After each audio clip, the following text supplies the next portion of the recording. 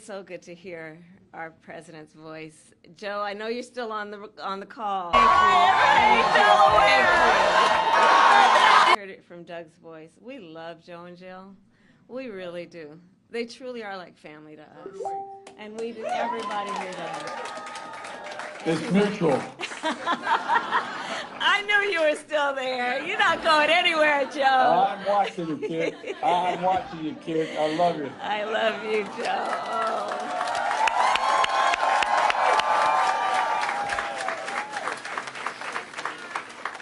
So, Joe, I'm going to recognize some of the electeds who are here, and then I'm going to get back to you. Hold on a second. So let me please, acknowledge some extraordinary national leaders who are also dear friends, both to the president and to me. Governor John Carney, where are you?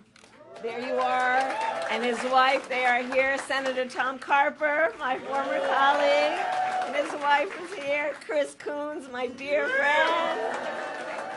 Attorney General Kathy Jennings. The mayor is here. Przicki, where are you? There. And the next United States Senator from the great state of Delaware is here, Lisa Rochester.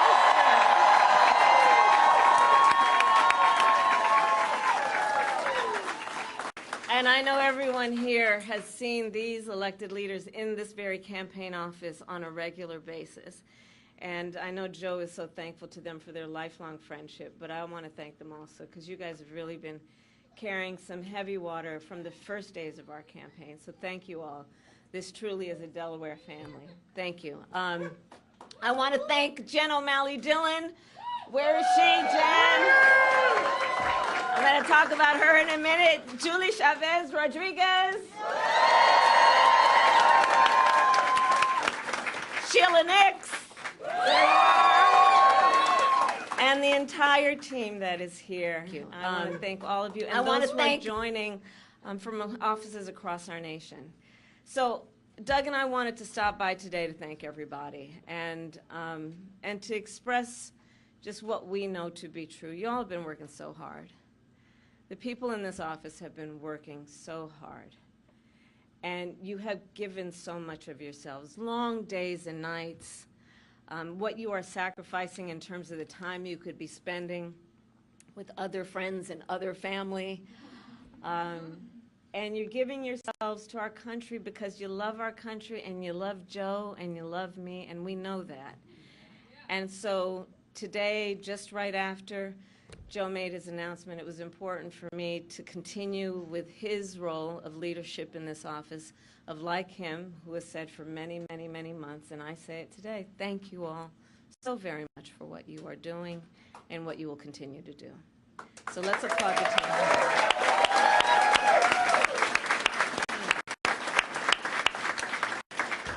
And I know it's been a roller coaster, and we're all filled with so many mixed emotions about this. I just have to say, I love Joe Biden. I love Joe Biden, and I know we all do, and we have so many darn good reasons for loving Joe Biden. And I have full faith that this team will be the reason we win in November. You all who are here.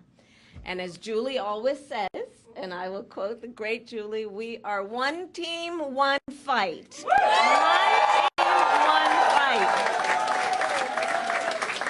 And she's been an extraordinary campaign manager. She's going to continue in this role and see us to victory in November. And we are all here because we love our country, right? And we believe in our foundational principles. We believe in freedom and opportunity and justice, not for some, but for all. And so we have 106 days until Election Day, and in that time we have some hard work to do. And as JOD always reminds us, we can do hard things. JOD has been such an incredible leader of this team, and that is why I have just asked her to run my campaign, and she has accepted.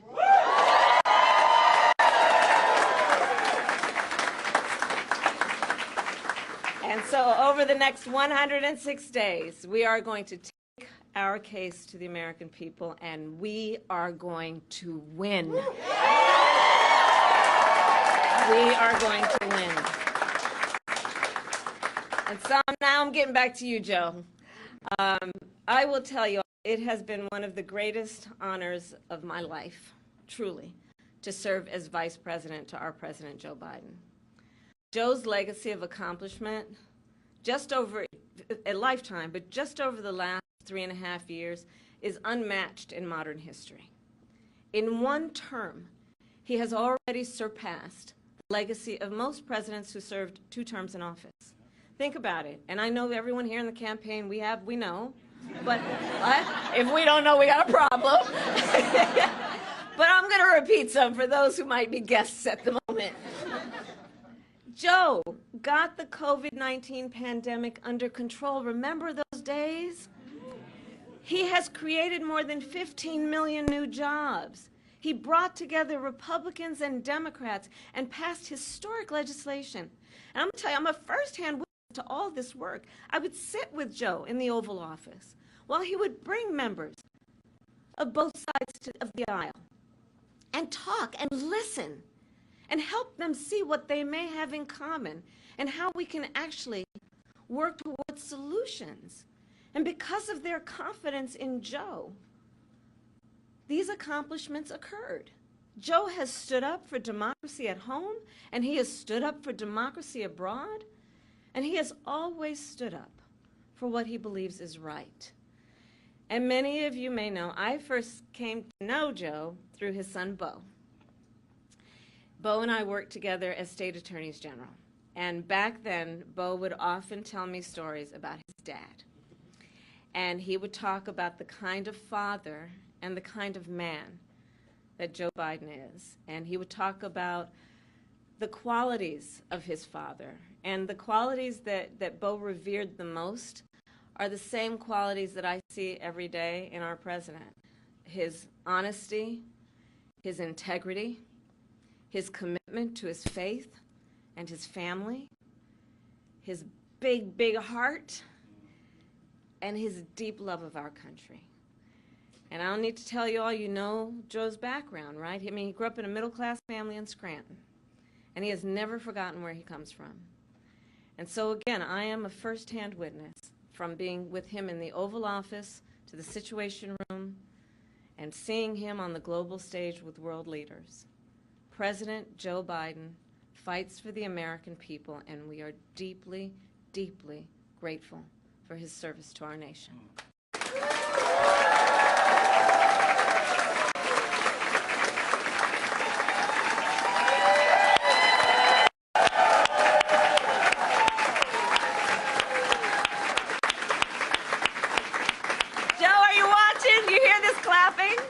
Can you see it? I'm watching. I'm watching. We love you, Joe. You're the best, kid. And let us be very clear, Joe is not done. Far from it. He knows there is still more work to do, and our nation will continue to praise his bold and visionary leadership as president. Thank you, Joe. Thank you. And it is my great honor to have Joe's endorsement in this race. You sure do. And it is my intention to go out and earn this nomination and to win.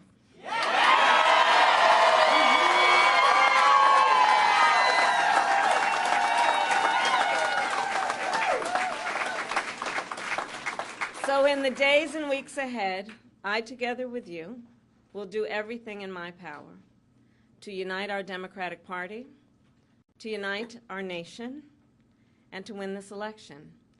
You know, as many of you know, before I was elected as Vice President, before I was elected as United States Senator, I was the elected Attorney General, as I've mentioned, of California, and before that I was a courtroom prosecutor. In those roles, I took on perpetrators of all kinds.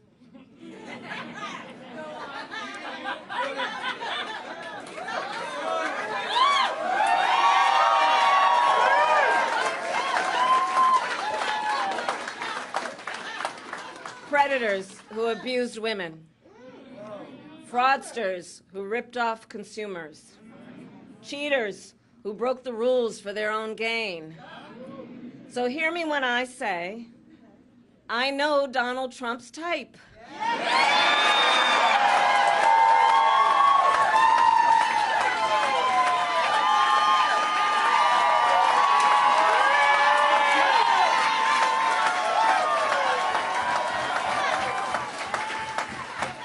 And in this campaign, I will proudly put my record against his.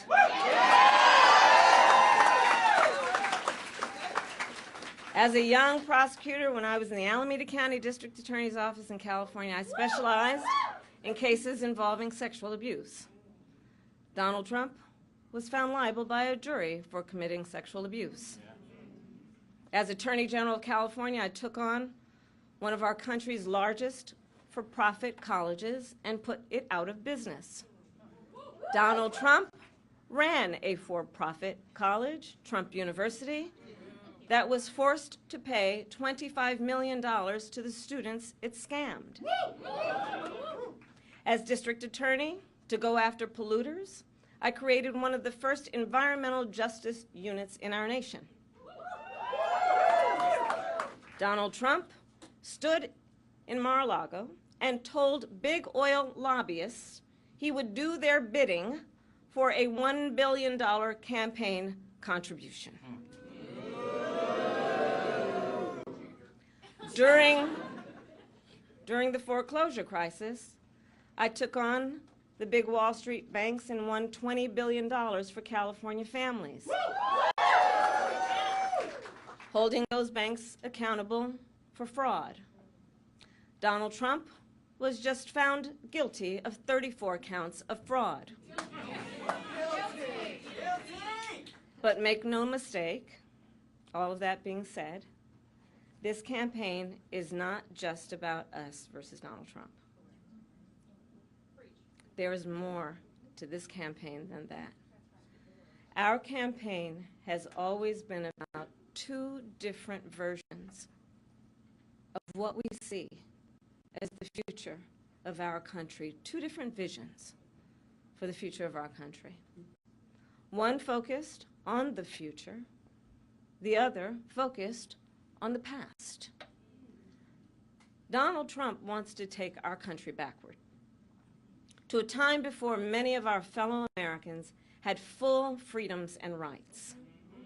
But we believe in a brighter future that makes room for all Americans.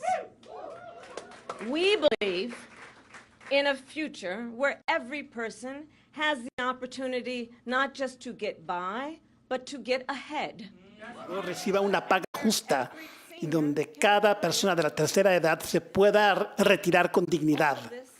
Todo esto es decir, construir la clase media, lo cual será un objetivo que definirá mi presidencia.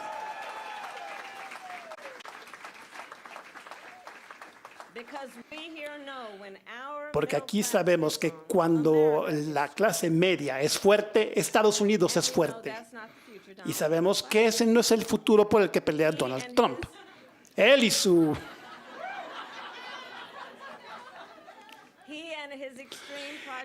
su proyecto extremo 2025 debilitarán a la clase media y nos harán retroceder. Por favor, sépanlo. Nos llevará a las políticas de goteo fallidas que les dan grandes reducciones de impuestos a multimillonarios y corporaciones y que les cargan el costo a las familias. De vuelta a políticas que ponen los servicios de salud públicos cerca del final, donde lo que debe ser para todos es solo privilegio para los ricos, en vez de ser un derecho de todo estadounidense. Estados Unidos ha aprobado estas políticas económicas ya antes. No llevan a la prosperidad, llevan a la inequidad y a la injusticia económica. Y no vamos a regresar. No vamos a regresar. No nos van a hacer regresar. Nuestra lucha para el futuro también es una lucha por la libertad. Generaciones de estadounidenses antes de nosotros han encabezado la lucha por la libertad de nuestros fundadores, a nuestros enmarcadores, a los abolicionistas y las sufragistas, a los campesinos. Y ahora les digo, equipo, traemos la estafeta en nuestras manos. Nosotros que creemos en la sacra libertad de votar, nosotros que estamos comprometidos a luchar para que se apruebe la ley del voto John Lewis.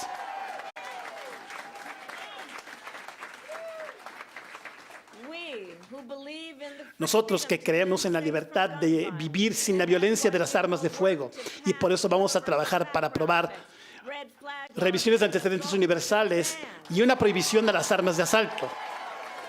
Ahí el mensaje de la vicepresidenta Kamala Harris, que buscará la nominación del Partido Demócrata a la presidencia de Estados Unidos tras la renuncia de Joe Biden ayer en la tarde. Le tendremos todos los detalles más adelante. Ahorita vamos a una pausa. Al regresar, intensa movilización policial por asalto a una unidad. We who believe in the freedom to live safe from gun violence, and that's why we will work to pass universal background checks, red flag laws, and an assault weapons ban.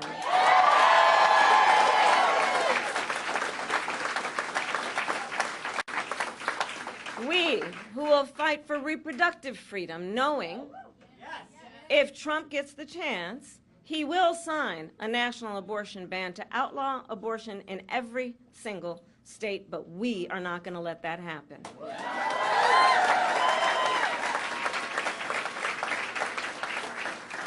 It is this team here that is going to help in this November to elect a majority of members of the United States Congress who agree the government should not be telling a woman what to do with her body.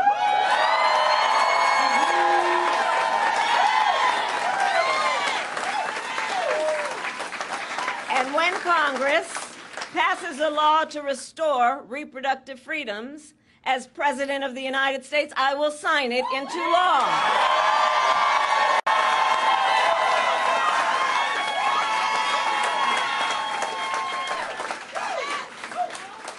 We the people. Indeed, we the people. So ultimately, to all the friends here, I say, in this election, we know we each face a question: what kind of country do we want to live in? A country of freedom, compassion, and rule of law? Yes. Or a country of chaos, fear, and hate? No. You all are here because you as leaders know we each, including our neighbors and our friends and our family, we each as Americans have the power to answer that question. That's the beauty of it, the power of the people. We each have the ability to answer that question. So in the next 106 days, we have work to do. We have doors to knock on. We have people to talk to. We have phone calls to make. And we have an election to win. So are you ready to get to work? Do we believe in freedom? Do we believe in opportunity? Do we believe in the promise of America? And are we willing to fight for it? And when we fight, we win. God bless you all, and God bless the United States of America and Joe Biden.